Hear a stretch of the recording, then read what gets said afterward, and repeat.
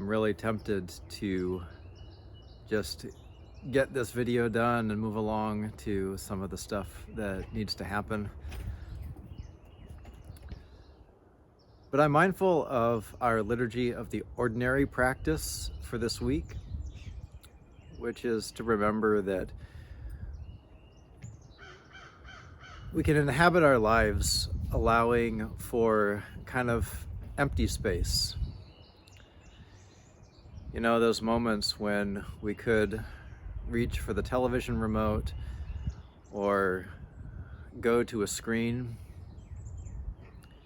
or fill our lives with another frantic activity, but it's actually good to slow down and to pause, to let some moments be empty,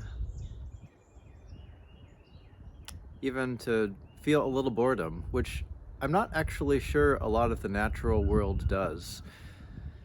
You know, I wonder sometimes what it's like to experience life within my dog's frame of reference,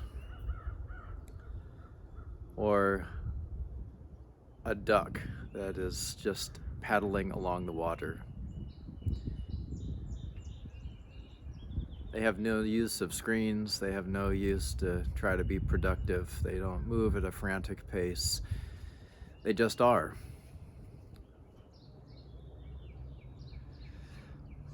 So this is some of what we're working on in Lent this season, a liturgy of the ordinary. How is it that our lives are set up and the way that we live them set up as they are? What kind of posture of heart, what kind of love, how do our desires get pointed in a certain direction because of how we live?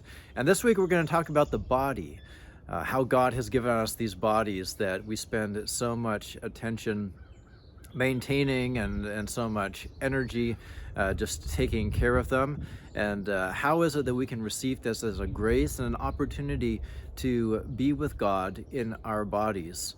So I encourage you, as you come to worship, to read the next chapter in Liturgy of the Ordinary, chapter 3 on life in the body, and then we'll get together in small groups. We'll share a cup of coffee. We'll talk about the stuff of the chapter and Jesus' ministry that had so much to do with people and their bodies, and what bodies meant for relationship in all kinds of ways.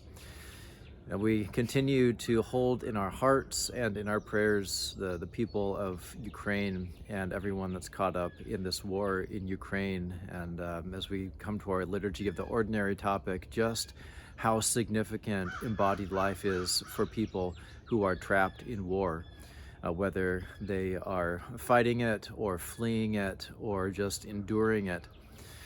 So let's keep holding in our hearts. Let's keep giving over to God in our bodies and commending to the lives and bodies of people in the Ukrainian conflict as we live as Christ Church, loving God, sharing relationship, serving others from the heart of Christ.